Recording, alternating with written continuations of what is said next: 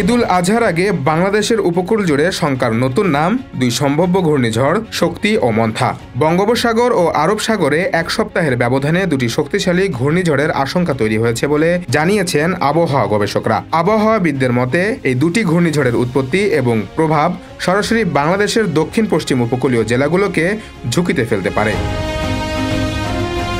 সম্প্রতি কানাডার সাসকাচুয়ান বিশ্ববিদ্যালয়ের আবহাওয়া গবেষক মোস্তফা কামাল পলাশ এক ফেসবুক স্ট্যাটাসে জানান, ২৭ থেকে ৩০ এর মধ্যে বঙ্গোপসাগরে একটি ঘূর্ণিঝড় সৃষ্টি হয়ে ভারতের উড়িষ্যা উপকূল, বাংলাদেশের খুলনা উপকূল অথবা মিয়ানমারের রাখাইন অঞ্চলে আঘাত হানতে পারে। একই সপ্তাহে আরব সাগরেও আরেকটি ঘূর্ণিঝড় সৃষ্টির পূর্বাভাস দিয়েছেন তিনি। বিশ্ব আবহাওয়া সংস্থার পূর্ব নির্ধারিত তালিকা অনুযায়ী আরব সাগরের ঘূর্ণিঝড়টির নাম হতে পারে শক্তি এবং বঙ্গোপসাগরে সৃষ্ট ঘূর্ণিঝড়ের নাম হতে পারে মন্থা।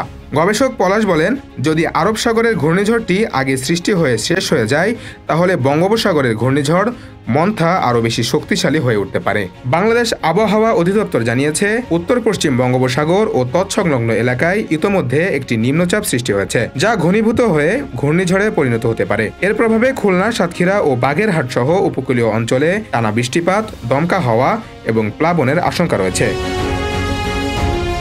এদিকে দুর্যোগ মোকাবেলায় স্থানীয় প্রশাসন প্রস্তুতি নিতে শুরু করেছে। দুর্বল ভেড়িবাঁধ, নিচু এলাকা, মাছ ধরার ট্রলার এবং উপকূলীয় জনপদের জনগণকে সতর্ক থাকার পরামর্শ দেওয়া হচ্ছে। দৌলদিয়া পাটুরিয়া রুট সহ বিভিন্ন নৌপথে লঞ্চ ও ফেরি চলাচল সাময়িক বন্ধ ঘোষণা করা হয়েছে।